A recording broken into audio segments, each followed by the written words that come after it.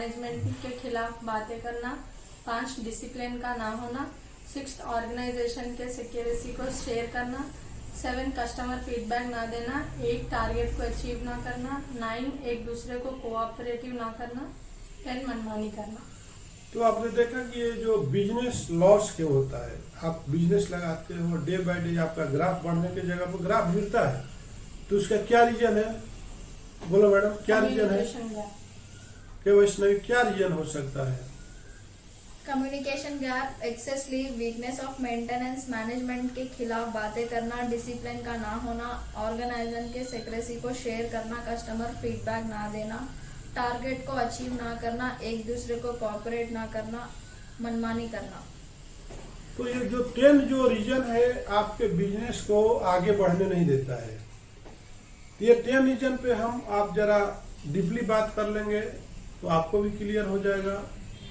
देखिए, कहीं पर कुछ लिखा हुआ नहीं होता है, तो हमारा जो लाइफ होता है, लाइफ जो है हम जैसे जैसे गुजरते हैं जिस रास्ते से, उस रास्ते का नॉलेज होते जाता है। तो मैं जिस तरह से आप मेरे को जो नॉलेज हुआ अभी तक के उम्र में, एज में, और जितने भी कंपनियों में मैं दर बदर ठोकर खाया हूँ, तो वो जो नॉलेज है आपको मैं शेयर कर देना चाहता हूँ। तो फर्स्ट क्या है कि आपका बिजनेस लॉस होने का सबसे मेन जरिया क्या है? Communication gap. Communication gap. Communication is a power. अगर आपके बीच में, जैसे आप किसी से डेली मिलते हो, लेकिन आपको अपना लाइफ में टाइम देने के लिए समय है, लेकिन आपको एक कॉल करने के लिए अपने बॉस को, अपने स्टाफ को आपके पास टाइम नहीं मिलता है। आप मैसेज लगा देते हो कि हम आज लीव ले रहे, पर्सनल वर्क है, यहाँ तक कि गुड मॉर्निंग बोल के रख देते हो। किसको आप मैसेज कर रहे हो? कि सर है कि मैडम है, वर्ड भी नहीं यूज करते हो। आते हैं तो कोई विश नहीं करते हो, तो जाते हैं तो कोई विश नहीं करते हो। तो ये बहुत बड़ी आपका अहंकार है जो कम्युनिकेशन गैप के बीच में जो आता है। तो कम्युनिकेशन को देखिए बना के रखना चाहिए। कम्युनिकेशन जो है हमें बहुत ही नजदीक लेकर के आता है, दूरियों को कम करने का सबसे ज्यादा जरिया है। जैसे आप जितना आप कस्टमरों से कनेक्ट रहोगे, कम्युनिकेशन करते रहोगे, आपको कस्टमर आपको छोड़ के नहीं जाएगा। उसी तरह से जितना भी अपना बॉस के साथ, अपने वाइफ के साथ, अपने बच्चों के साथ, मतलब जो भी फ्रेंड्स है, आपके रिलेटिव है, उनके साथ कम्युनिकेशन बना के रखो। जरूरी नहीं कि उसके साथ मिलके ही बात करो, उसके पास जा ही। एक कॉल करने के लिए आपके पास टाइम नहीं मिलता, आपका पूरा पर्सनल लाइफ के लिए टाइम है, लेकिन एक अपना बॉस को एक इन्फॉर्म करने के लिए टाइम नहीं आपके पास, क्योंकि आप जो हो डे बाय डे उनको इग्नोर करते हो, उनका वैल्यू को कम करते हो। तो ये कम्युनिकेशन आपको गैप नहीं आना चाहिए अगर लाइफ में आगे बढ़ना है। तो नेक्स्ट जो रीजन होता है बिजनेस लॉस का, वो आपको बता रहा हूँ। Excess leave. एक्सेस लीव, देखिए लीव जो है साल में जो है गवर्नमेंट के हिसाब से 12 लीव जो है सब लोग देता है, और जो भी एम्प्लॉइज का 5 साल कंप्लीट कर लेता है कोई कंपनी में, तो उसको एक एडिशनल 1-2 लीव और भी मिलने लगता है। CL, DA, ग्रेजुएट, ये सब मिलने लगता है। जैसे जैसे पुराने होते जाएगा वो जिम्मेदारी बढ़ाते जाता है, लेकिन कुछ ऐसे फॉर्म में लोग रहते हैं जैसे जैसे पुराने होते जाते हैं वो डेली अपना रिस्पॉन्सिबिलिटी को कम करते जाते हैं। तो ये बहुत ही इम्पोर्टेंट होता है कि आप जो है जैसे जैसे हम बढ़ते हैं, जैसे एक लड़की होती है शादी से पहले उसकी रिस्पॉन्सिबिलिटी नहीं होती है, शादी के बाद क्या उसकी रिस्पॉन्सिबिलिटी कम होती है कि बढ़ती है? एक लड़का होता है शादी के बाद क्या उसकी रिस्पॉन्सिबिलिटी कम होती है कि बढ़ती है? जैसे आप किसी कंपनी में जाते हो तो ट्रेनिंग के रूप में जाते हो, आपको कैजुअलिटी में जाते हो और आपको कुछ नहीं आता। जैसे जैसे आपको ट्रेनिंग दिया जाता है तो आपका ईगो बढ़ने लगता है, आपको घमंड आने लगता है कि मेरे को जैसा कोई जानता ही नहीं। लेकिन जिसने आपको यहाँ तक लेकर के आया, जिस माँ बाप ने पैदा किया, उसके प्रति आप खिलाफ में जाते हो, उसका इज्जत नहीं करते हो, तो आपके लिए बहुत ही नुकसान देने वाला है। आप कहीं भी किसी भी ऑर्गेनाइजेशन में नहीं टिक सकते हो। तो मैं मिथिलेश चौधरी, मैं जहाँ जहाँ पे काम किया, आज भी हम उस कंपनियों से रिलेशन रखा हूँ। जॉब तो जरूर छोड़ दिया हूँ, लेकिन बोल के छोड़ा हूँ। चाहे पॉलीहोज हो, आज भी डायरेक्टर से और MD से बात होती है। कांतारावन में काम किया 11 साल, आज भी ऑनर से बात होती है। आपका नेशनल पॉलीमर अहमदाबाद में काम किया, जीएम पोस्ट पे, वहां आज भी अब कृष्णा कुमार धूत से मेरी बात होती है। तो विजयवाड़ा में काम किया, मैं जहां भी हमने सपोज भोपाल में काम किया, तो रिलेशन जो है हमको बना के रखना चाहिए। इसी के साथ नेक्स्ट जो टॉपिक है आपको बात करेंगे, weakness of maintenance. Weakness of maintenance. आपका जो मेंटेनेंस का जो वीकनेस है, ये सबसे बड़ा बिजनेस का लॉस का तरीका है। जैसे आप लैपटॉप चलाते हो, कभी आके उसको साफ करते हो, उसका कीबोर्ड को हवा मारते हो या वायरिंग चेक करते हो, आप आए अपना काम किए, आप जाने कर पटक के साइड में रख के चले गए, दूसरा दिन आते हो तो बोलते ये प्रॉब्लम हो गया, ये प्रॉब्लम हो गया, क्योंकि आपके अंदर वीकनेस है मेंटेनेंस का। आप जिस तरह से जिस कपड़े को पहनते हो तो उसको आप पूरा कपड़े अच्छा से धोते हो। अब ये मानिए जो मैं पहना हूं, ये इसको सफारी सेट बोलते हैं। आज 10 साल पुराना सफारी सेट है। 2002 में मैं फर्स्ट टाइम अपने ससुराल में गया था, उस टाइम का ये सफारी सेट है। तो क्या इस सफारी सेट को आप पुराना बोल सकते हो? किसी ने बहुत खूबसूरती से इसको मेंटेन किया, न इसका क्रीच जाने दिया, न इसको डिस्कलर होने दिया, न इसको बटन टूटने दिया। अगर यही चीज है एक आप ऐसे किसी को दे देते हो तो 2 दिन में वर्कर फाड़ फोड़ के लंपा। मैं बहुत ऐसे एग्जाम्पल देखा, अपना ही कपड़े को मैं अपने भाइयों में शेयर किया, चाहे इधर उधर दिया किसी को, वो कपड़े दिखाई नहीं देते हैं। लेकिन आज भी मेरे पास 20 साल 22 साल 25 साल के कपड़े आज भी मेरे पास हिफाजत से है, क्योंकि हमने मेंटेनेंस पर बहुत ध्यान दिया, हम मेंटेनेंस को केयरलेस नहीं किया। हमारे घर में एक शादी के टाइम का जो कुकर है, मेरा वाइफ आज भी उसको संभाल के रखी है। 2004 में जो हमने घरों में बर्तन खरीदा था, आज भी उसी बर्तन में हम खाना खाते हैं। 2004 और 2022 में कितना गैप है, कितना गैप है। वो बेगम बाजार से हम लोग लेके आए थे बहुत सारा बर्तन, आज भी वही बर्तन में हमारी वाइफ खाना देती है। और किसी और घर में जाके देखिए वहां पर कोई बर्तन टूटा हुआ तो फूटा हुआ, क्योंकि वहां पर मेंटेनेंस नहीं है। आए, इस्तेमाल किया और फेंक दिए इसे। तो जो आपके पास मशीनरी है, जैसे आप बात करते हो कंपनी की, तो आपको वहां पर मशीनरी डेली ब्रेक डाउन करते, क्योंकि वहां पर ब्लोअर से आप पैनल बोर्ड को साफ नहीं करते हो, जहां जहां पर मोटर है उसको साफ नहीं करते हो, अच्छा से झाड़ू नहीं मारते हो, कोई भी सामान को देख रेख नहीं करते हो, कौन सा सामान क्या है। बहुत जरूरत पड़ा बोल्ट का तुरंत खरीद के ला लिए, जरूरत पड़ा वायर का जरूरत खरीद के लाए, टेस्टर का जरूरत, पहले वाला टेस्टर किधर गया तो तुरंत टेस्टर दुकान पे खरीद के लाते हो। तो आप कंपनी को क्या कर रहे हैं, लॉस कर रहे हैं तो फायदा कर रहे हैं। नेक्स्ट क्या है, मैनेजमेंट के खिलाफ बातें करना। अब नेक्स्ट जो है बहुत बड़ा इंपॉर्टेंट चीज है, जैसे कि हम किसी को मैनेजमेंट के खिलाफ बहुत लोग बात करते हैं, जैसे मैनेजमेंट नहीं है और उसके सामने जब रहता है तो काम करते हैं, जैसे ही जाता है चाहे वर्कर हो चाहे स्टाफ हो, चाहे 4 वर्कर मिलकर मैनेजमेंट के खिलाफ बात करने लगता है कि मेरे को ये नहीं देता है, वो नहीं देता, और नहीं देता था तुम्हारा अभी तक खर्चा कैसे चल रहा था। मैनेजमेंट से लेके तो पैसे आपको सैलरी मिलके तो खर्चा आपका चल रहा ना, कि और दूसरे जगह से आपको खर्चा लेके आ रहे हो, जब तक उसके पास हो 1 साल से 2 साल से चाहे 10 साल से जब काम कर रहे हो, तो मैनेजमेंट जो दे रहा है उसी से तो आपका खर्चा चल रहा है। और कोई बिजनेस है आपका, जो आपको वो दे रहा है, जिस पत्तल में खा रहे हो, जिस थाली में खा रहे हो, उसमें छेद कर रहे हो।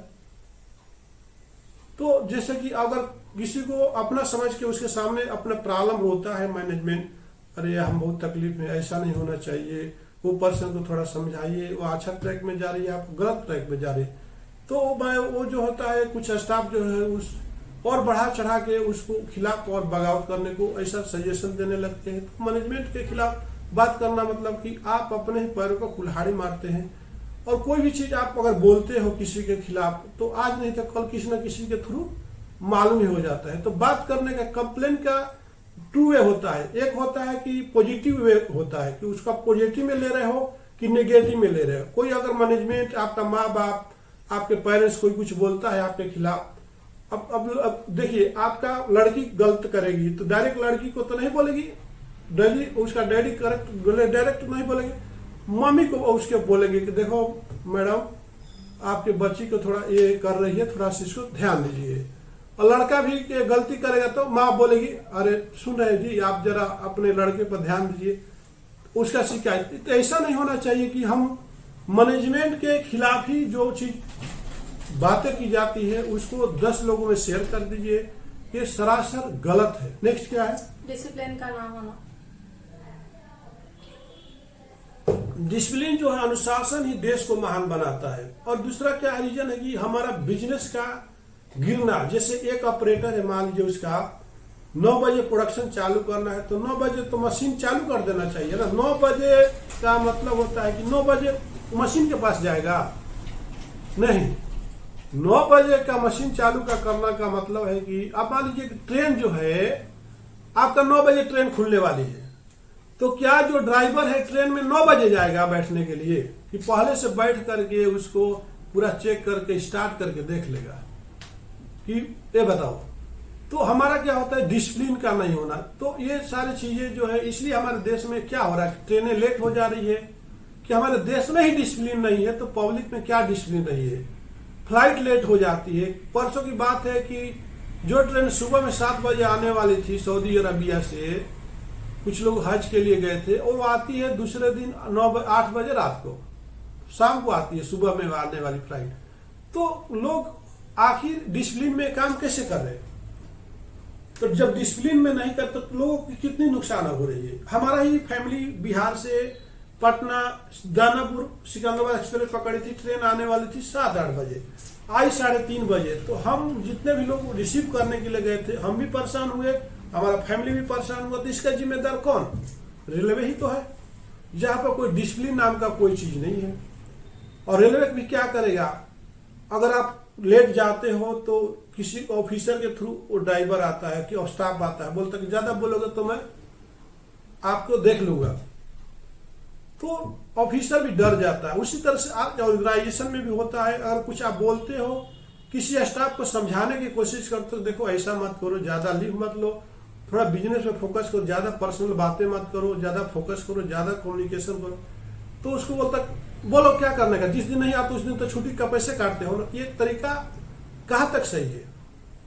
अगर आप बिजनेस करते हो तो आप भी 10 दिन दुकान खोल के रखिएगा, 10 दिन बंद करके रखिएगा, तो आपको पता चल जाएगा कि ये जो वर्ड आपने यूज किया था ये कितना आपके लिए भयंकर साबित हो गया, कितना खतरनाक साबित हुआ। तो हर इंसान को मैं बोलता हूं कि डिसिप्लिन बहुत ही इंपॉर्टेंट है। नेक्स्ट क्या है? ऑर्गेनाइजेशन के सिक्योरिटी को शेयर करना। अब दूसरा क्या होता है कि बहुत लोग आते हैं आपके पास काम करते हैं, और वो जो है आपके एक एक सिक्रेसी को, खाली उनका दिमाग दिन भर ही चलता है कि इनका सिक्रेसी क्या है, ये कैसे काम करते हैं, किसको किसको माल देते हैं, कैसे बांध बनाते हैं, ये कंपाउंड में क्या क्या डालते हैं। दूसरे कंपनी को उनका काम है डेली इंफॉर्मेशन देना कि ये इसमें ये डाल रहा है, अरे वो कंपनी में क्या डाल रहा है संध्या फ्लेक्स में। तो वो क्या करेगा, आपके पास जो काम होता है दूसरे जगह कैसे पहुंच जाता है, सोचने की बात है। आपके कंपनी में जो प्रोडक्ट चल रहा है आपको मालूम है, ऑपरेटर को मालूम है, तो दूसरे जगह कंपनी वालों को कैसे पता चल जाता है कि यहाँ पर संध्या फ्लेक्स में क्या चल रहा है? क्योंकि जो वहां पे घर का भेदी लंका डाहे, और वो जो है घर का ही भेदी है जो आपको इन्फॉर्म कर दे रहा है डे बाई डे। अब मान लीजिए हम लोग ऑफिस में आए हैं, तो ऑफिस में कौन कौन है, किसी ने पूछा, हमसे नहीं पूछेगा, आपको कॉल करेगा लेकिन हमको नहीं करेगा कि मैं नहीं आ रही हूं, चाहे ये प्रॉब्लम, वो कभी प्रॉब्लम अपना शेयर नहीं करेगा कि पर्सनल वर्क, क्या पर्सनल वर्क, अपना प्रॉब्लम को क्या अपने बॉस से सॉल्व कर दोगे तो आपको प्रॉब्लम को रोक देगा। आप कहाँ जा रहे हो नहीं जा रहे हो उसको मालूम नहीं होता है। सबकी 2 आंखें, आप सोचते हो कि हमारा ही 2 आंखें है, मालिक को 1 आंख है, तो ऐसा तो नहीं है। नाक भी सूखती है। कौन आदमी अगर हमारा कोई वाइफ इधर से गेट के बाहर आएगी तो नाक हमारा बता दे कि हमारा वाइफ आ रही, उसकी खुशबू आ जाएगी, क्योंकि वो जिस तरह का इत्र लगाती है, चाहे जो तरह का तेल लगाती है, वो खुशबू हमारे तक पहुंच ही जाती है। तो आप हमारे साथ इतने दिन से रहते हैं, तो आप क्या कर रहे हो, कहाँ जा रहे हो, हमारे खिलाफ क्या बात करो, तो हमको तो ऑटोमेटिक मालूम हो जाता है। तो ये चीज हमको बहुत ध्यान रखना चाहिए। नेक्स्ट क्या है? कस्टमर फीडबैक ना देना। जैसे कस्टमर का फोन आता है, राइट, मान लीजिए कुछ रिजेक्शन हो गया, काम करोगे तो गलतियां होगी, तो उस पार्टी को आप बार बार इग्नोर करते हो, फोन काट देते हो, उठाते नहीं हो, तो कस्टमर दूसरे फोन से भी तो कर सकता है ना आपको फोन। तो आपका इज्जत क्या रहेगी? आपके ऑनर के पास का नंबर रहता है, वो पूरे कोटेशन पर इनवॉइस पर ऑनर को फोन कर देगा। आप नहीं रिस्पॉन्स दोगे तो आपको ऑनर का फोन करेगा, फिर आपको किस लिए रखा है कि आप जिस क्लाइंट को हैंडल कर रहे हैं, कम्युनिकेट कर रहे हैं, जिस जो क्लाइंट आपका कंसर्न है, वो कंसर्न को मालिक तक जाता है, तो मालिक क्या होगा, ये वही काम के लिए बैठा है, तो फिर आपको क्यों रखा है? बात समझ में आया? क्या था टॉपिक? Customer feedback. तो कस्टमर का फीडबैक देना सीखो, चाहे अच्छा हो चाहे बड़ा। माल भेजने के बाद उसको कॉल करिए, सर आपको माल मिल गया ना। ये नहीं कि आपने भेज दिया, एलआर कॉपी भेज दिया, दोबारा लगता है कि उससे काम ही नहीं है, हमारे पैसे ले लिए, काम ही नहीं है। ऐसा नहीं होना चाहिए। जैसे एक बार कोई कस्टमर आपके पास आता है, माल लेके गया, चावल दाल सब्जी लेके गया, फिर दोबारा जाते टाइम बोलेगा नमस्कार सर, जाते टाइम बोलता है ना, कुछ छूट नहीं रहा, देख लीजिएगा। फिर कभी आपके दुकान से गुजरता बोलता है हेलो सर नमस्कार, हेलो साहब, हेलो सेठ नमस्कार, बोलता है ना। तो क्या आप हेलो हाय भी नहीं कर सकते हो कि सर आपका मटेरियल पहुंचा कि नहीं पहुंचा? तो हम आपको यहाँ से फीडबैक देते हैं, ये हम ट्रांसपोर्ट वाले को बोलते हैं। आप तो पेमेंट ले लिया, मटेरियल भेज दिया, आपका रिस्पॉन्सिबिलिटी खत्म हो जाती है। तो ऐसा नहीं होना चाहिए। कस्टमर को हमेशा केयर करते रहना चाहिए। जब तक जितना आप कस्टमर को केयर करोगे उतना ही कस्टमर आपका हमेशा बन के रहेगा। नमस्कार। और क्या है? टारगेट को अचीव टारगेट का अचीव करना। आपको हर आदमी को टारगेट दिया गया है, प्रोडक्शन वाले को टारगेट दिया गया है, मार्केटिंग वाले को टारगेट दिया गया है। आपको टारगेट दिया गया कि इतना मिनिमम आपको बिजनेस तो लाना ही लाना है। तो हर महीना का आप उस टारगेट को अचीव नहीं करते हो तो किसका गलती है? एक चीज बताइए, अब जो एक ऑटो वाला है उसको भी टारगेट रखता है कि हमको घर में 500 रुपया कमा के लेके जाना है। मान लीजिए किसी दिन 200 मिला, किसी दिन 1000 भी मिल सकता है, लेकिन फाइनली वो महीने में कितने का बिजनेस किया ऑटो चला करके, तभी तो उसके 5 बच्चे जी रहे हैं। 20-25 हजार तो कमाया होगा, मिनिमम 15,000 को कमाया होगा, 30,000 का टारगेट रखा होगा तो 20-25 हजार तो कमाया होगा, तभी तो जिंदा है। तो आपका क्या टारगेट है? आपका क्या गोल है? आपका कोई टारगेट नहीं है, कोई गोल नहीं है, लाइफ में कोई फोकस नहीं है। जिस दिन छुट्टी रहेगा अपना पर्सनल काम रहेगा, ड्यूटी आ जाएंगे, जिस दिन पर्सनल काम रहेगा छुट्टी मार देंगे। तो यही आपका टारगेट है, यही आपका गोल है। तो ऐसा नहीं होना चाहिए, क्योंकि आपके लिए एक सीट रिजर्व है। एक फोन को रिचार्ज करने के लिए 700 कंपनी पे करती है, एक चेयर खरीदने के लिए 7,000 5,000 चेयर देती है, एक टेबल को 5,000 10,000 का टेबल देती है, एक सिस्टम को 20,000 25,000 खर्च। एक आदमी को पर कंपनी ने लाख रुपया खर्चा किया तो लाख रुपया का इंटरेस्ट भी आप नहीं दे पाते हो और डेली छुट्टी लेते हो, तो ये कहां तक सही है? नेक्स्ट क्या है? एक दूसरे को कोऑपरेट न करना। हाँ, अब आगे बात आती है कि एक दूसरे को कोऑपरेट नहीं करना। जैसे जिसको कुछ नहीं आता है उसको बताना, कोई रास्ता में भटक गया उसको रास्ता दिखाना, यही तो इंसानियत है।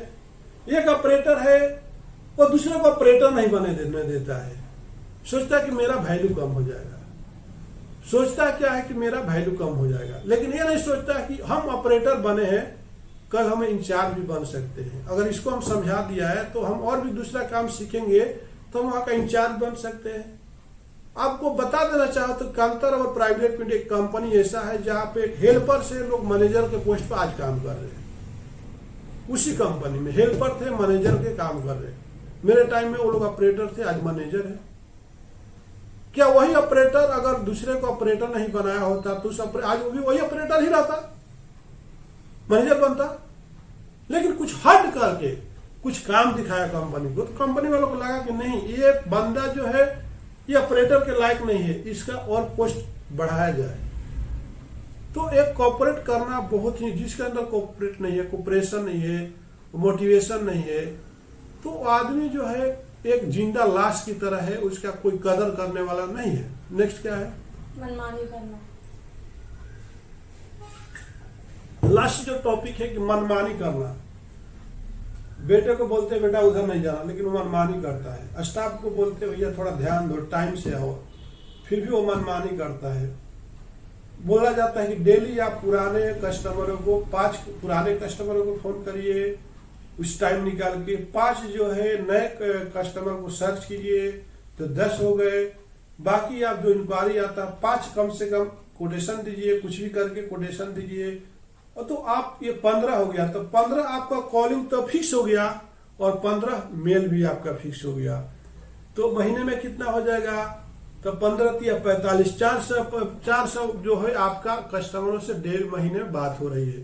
तो 400 आदमी से आप मिलोगे तो कुछ तो बेनिफिट होगा। तो ये चीज हम अपने मनमानी करते हैं, जो बोलता है तो बोलने दो, बोलने वाला तो बेवकूफ है। तो इस तरह से हम सोचते जाएंगे, करते जाएंगे, तो कोई भी, हर लोग अगर मनमानी किए होते तो कोई आदमी बड़ा नहीं होता, वही पर अकड़ के बैठा होता। अकड़ने वाले जकड़ जाते हैं, अकड़ने वाले जकड़ जाते हैं। जैसे क्या कर लेता, मार के तोड़ दूंगा, तो वहीं पर जकड़ जाता है, उसका प्रोग्रेस नहीं होता है। और जो फ्लेक्सिबल लाइफ को जीता है वो आगे बढ़ते जाता है। जो हार्ड चीज रहता है जल्दी उसका विनाश हो जाता है, और जो फ्लेक्सिबिलिटी रहती है वो ज्यादा दिन टिकाऊ होती है। जैसे लोहा में और सोना में क्या फर्क है? सोना क्यों महंगा है, लोहा क्यों सस्ता है? सोना क्यों महंगा है, लोहा क्यों सस्ता है? सोना में फ्लेक्सिबिलिटी है, ये बार के बराबर इसको 0.51 माइक्रोस 200 माइक्रोस थिकनेस में भी उसको आप रिंग बनाती हो, कुछ बनाती हो, चेन बनाती हो, तो टूटने वाला नहीं है। और लोहा को बनाओगे तो खींच दोगे तो टूट जाएगा, क्योंकि उसने तप के सोना बना है, तप के सोना बना है। तो आप क्या सोना बनना चाहते हो या लोहा रहना चाहते हो या टीन बन के रहना चाहते हो? डिपेंड आपको करता है। नमस्कार, धन्यवाद।